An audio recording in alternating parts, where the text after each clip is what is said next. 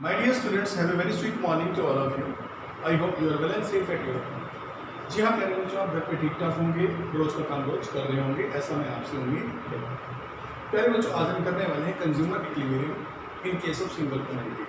जी हाँ, single commodity का use करते हुए कंज्यूमर कब इक्विलिब्रियम में होता है, कहाँ इक्विलिब्रियम में होता है, उसका इक्विलिब्रियम कैसे आता है। अक्सर ये क्वेश्चन 6 मार्क्स का आ जाया करता है।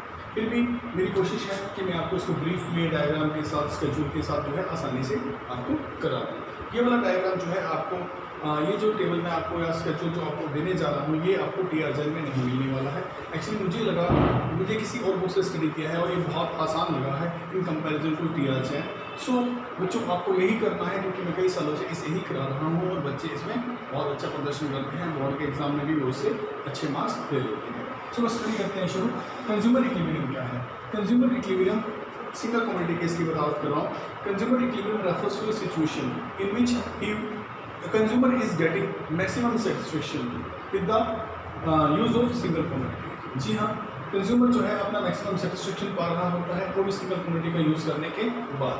ऐसी अवस्था में जब वो मैक्सिमम सेटिस्फेक्शन पा ही रहा है सिंगल कमोडिटी का यूज़ करने के बाद, तो वो जो है अपना कंज्यूमर इक्विलिब्रियम की स्टेट में कहलाता है। आपको तो पता है जिस समय कंज्यूमर का इक्विलिब्रियम मैक्सिमम हुआ, वो स्टेज जो है उसके इक्विलिब्रियम की होती है। तो इसके कुछ शर्तें भी हैं। मैं आपको वैसे मेनली बता दूं कि 3 फैक्टर होते हैं जिससे किसी भी जो इक्विलिब्रियम तक जानने में सहायता मिलती है। एक तो ये इक्विलिब्रियम को तय करने वाला पहला होता है प्राइस ऑफ द कमोडिटी, किसी एक वस्तु की कीमत, ठीक है। दूसरा होता है किसी एक वस्तु से मिलने वाला मार्जिनल सेटिस्फेक्शन। जी हाँ, पहले PX यानी प्राइस ऑफ एक्स कमोडिटी, दूसरा MUM यानी कि मार्जिनल यूटिलिटी ऑफ एक्स वस्तु आप कंज्यूम करते हैं तो उससे क्या एक एक वस्तु के यूज़ करने से कितना सेटिस्फेक्शन आपको आता है, उसे कहते हैं मार्जिनल सेटिस्फेक्शन। एक्स यहाँ गुड्स का नाम है। तो पहला हो गया PX, दूसरा हो गया MUX, तीसरा है MUM। MUM का मतलब मार्जिनल यूटिलिटी ऑफ मनी। इसका मतलब है अगर हम किसी एक वस्तु को खरीदना चाहते हैं तो उसके बदले में रुपए की कितनी इकाइयाँ देते हैं और उस 1 रुपये की इकाई के बदले में कितना सेटिस्फेक्शन चाहते हैं, वो होता है MUM। ये जो व्याख्या मैं कर रहा हूँ यहाँ पहले मैं आपको स्पष्ट कर दूँ। Condition of consumer equilibrium. Consumer equilibrium की कंडीशन क्या होती है मेरे बच्चों? कंज्यूमर इक्विलिब्रियम की कंडीशन है सिंगल कमोडिटी केस के अंदर, only in a single commodity case, single commodity case में क्या है कंडीशन? कंडीशन है ये वाली जो मैंने बॉक्स में कर दी है, ये है MUX, PX equal to MUM। अब मैं बता दूँ MUX क्या है। वैसे मैंने बता दिया है, किसी एक्स वस्तु का कंजप्शन हम कर रहे हैं, एक्स वस्तु से आने वाली मार्जिनल यूटिलिटी, अर्थात एक्स वस्तु को कंज्यूम करेंगे तो उससे जो है हमें यूटिलिटी ड्राइव होगी, वो यूटिलिटी MUX है। किसी एक्स वस्तु को खरीदने के लिए कितनी कीमत देते हैं हम, ये भी जो है हमें जाननी है। तीसरा है MUM है कि हम रुपए की कितनी मात्रा दे रहे हैं और उस 1 रुपये की खर्च करने के बदले में हम कितना सेटिस्फेक्शन चाहते हैं। याद रखिएगा, यहाँ पर हम व्याख्या करने के लिए MUM को कांस्टेंट मान के चलेंगे। कांस्टेंट का मतलब है ये चीज़ कोई बार बार परिवर्तन नहीं होता। मान लो मैं 1 रुपया खर्चता हूँ तो मैंने सोचा मैं 1 रुपया तब दूंगा जो मुझे इस लेवल का सेटिस्फेक्शन आएगा, ठीक है। तो अगला रुपया भी मैं तभी दूंगा जब इतना सेटिस्फेक्शन आएगा। मतलब एक इंसान अपना रुपया खर्चता है तो उसकी एवज में सेटिस्फेक्शन को तय कर लेता है। तो उसके मन में अब धारणा हो कि इतना सेटिस्फेक्शन मिलेगा 2 रुपया खर्च करूंगा, उसको हम कहते हैं MUM। हम इसको एक टेबल की सहायता से बताना चाहेंगे सिंगल कमोडिटी केस को, और बहुत अच्छी तरह जो है आप समझ पाएंगे consumer equilibrium single commodity case इस टेबल की सहायता से। मान लीजिए हम यूनिट कंज्यूम करते हैं, हम पहली यूनिट कंज्यूम करते हैं तो MUM कितना मिलता है 50।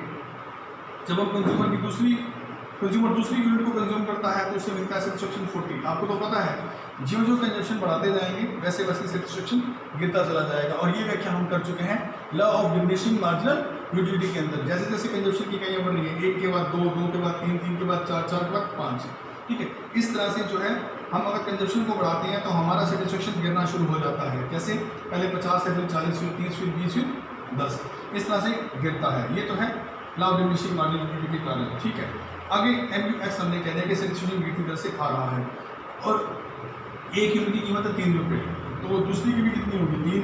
पहली की कीमत 3 रुपये है, दूसरी की कीमत भी कितनी होगी 3, तीसरी की कीमत भी कितनी होगी 3। हर एक वस्तु की कीमत जो है वो 3-3 रुपये है। अब मुझे सिर्फ करना है इधर का कंडीशन पहले MUX अपॉन PX। MUX मैंने लिख दिया, PX भी मैंने लिख दिया। अब MUX को PX से डिवाइड कर रहा हूँ मैं, ताकि मुझे यहाँ की कंडीशन का पता चल जाए, यहाँ की जो कुछ भी है मुझे नॉलेज मिल जाए। 50 को 3 से डिवाइड करेंगे 16.67, 40 को 3 से डिवाइड करेंगे 13.3, 30 को 3 से डिवाइड करेंगे 10, 20 को 3 से डिवाइड करेंगे 6.67, 10 को 3 से डिवाइड करेंगे 3.33। अब इधर की कंडीशन मेरे पास आ चुकी है। और ये MUM है, यानी कि मार्जिनल यूटिलिटी ऑफ मनी। मैं कहता हूँ कि अगर मैं 3 रुपये खर्च करूँगा, मान लो एक वस्तु को खरीदने के लिए मैं 3 रुपये खर्च करता हूँ, इस 3 रुपये को खर्च करने के बदले में मैं कितना सेटिस्फेक्शन चाहता हूँ। मैंने सोच लिया कि अगर मैं 3 रुपये खर्च करूँगा तो मेरा मन ये कहता है कि मुझे कम से कम 10 यूटिलिटी जो है वो यूटिलिटी आनी चाहिए। मान लो मैंने सेटिस्फेक्शन कह दिया कि 10 मुझे मिलना चाहिए। अब MUM कॉन्स्टेंट रहता है, तो हर एक में मैं 10-10 ले रहा हूँ कि मेरा मन कहता है कि अगर मैं 3 रुपये खर्चूंगा तो 10 सेटिस्फेक्शन मुझे आना चाहिए। ये मेरे मन की अवधारणा है, ठीक है। हर इंसान पैसा खर्चने से पहले अपने सेटिस्फेक्शन का दायरा तय करता है, ठीक है। अब इनमें देखो, अगर ये है हमारा आने वाला सेटिस्फेक्शन, आने वाला सेटिस्फेक्शन कितना है पहली कमोडिटी के अंदर 16.67 चाहता कितना है कंज्यूमर 3 रुपये के बदले में, 3 रुपये खर्चने के बाद ये सेटिस्फेक्शन आ रहा है, ये वो चाहता है 16.67 तो आ रहा है, चाहता कितना है 10। तो यहाँ पर सरप्लस है या नहीं है, 10 से ऊपर आ रहा है, तो यहाँ कंज्यूमर क्या है इस कंडीशन में, ये वाला 16.67 MUM से क्या है बड़ा, MUX/PX ये वाला इससे क्या है MUM से बड़ा, और कंज्यूमर क्या है सरप्लस की स्टेट में, क्या है फायदे की हालत में है। 10 चाह रहा था, 16.67 आ रहा है, तो वो फटाफट ये चीज़ खरीद लेगा। दूसरी कंडीशन में 40/3 13.33 चाहता कितना है 10, इसमें भी कंज्यूमर को जो है 13.33 जो है 13.33 सेटिस्फेक्शन आ रहा है, वो चाहता कितना है 10, इस समय भी वो सरप्लस की स्टेट में है, यहाँ पर भी कंज्यूमर सरप्लस में है, इसीलिए वो ये दूसरी वस्तु भी खरीदेगा, यहाँ तो उसे फायदा हो रहा है। तीसरी में अगर उसको देखें तो MUX/PX कितना आ रहा है 10, और MUM भी कितना है 10। यहाँ वो जितना चाहता है उतना ही आ रहा है, जितना कंज्यूमर सेटिस्फेक्शन चाह रहा है उतना ही आ रहा है। यहाँ पर वो MUX/PX/MUM ये वाली कंडीशन ध्यान से देखो, इससे मैच करती कि नहीं करती। ये तीसरी वाली quantity MUX/PX equal to MUM match करती है ना, तो ये वो स्टेट है जब कंज्यूमर क्या है इक्विलिब्रियम में है। अब तक इन वस्तुओं से उसे मैक्सिमम सेटिस्फेक्शन प्राप्त हो चुका है। आई समझ। ये तीसरी वाली कंडीशन जो मैंने यहाँ पर ड्रॉ करके रखी है इसे कहते हैं कंज्यूमर इक्विलिब्रियम की स्टेट।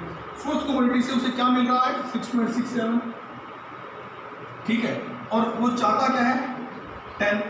अब वो 6.67 से मिल रहा है, चाहता है वो 10, तो इस समय क्या है वो घाटे की स्थिति में है, कंज्यूमर डेफिसिट की अवस्था में। अब ये पांचवी कमोडिटी से उसे क्या मिल रहा है 3.33, चाहता क्या है वो 10, इसमें भी वो डेफिसिट की अवस्था में, कंज्यूमर घाटे की अवस्था में है। तो वही है कि कंज्यूमर का इक्विलिब्रियम कहाँ है, कंज्यूमर का इक्विलिब्रियम है यहाँ पर, जहाँ पर कमोडिटी नंबर 3 जो है कंजप्शन कर रहा है। बच्चों इसका डायग्राम भी बनाया जा सकता है और उससे भी इसको सिद्ध किया जा सकता है। डायग्राम आप खुद बनाइए। Thank you very much.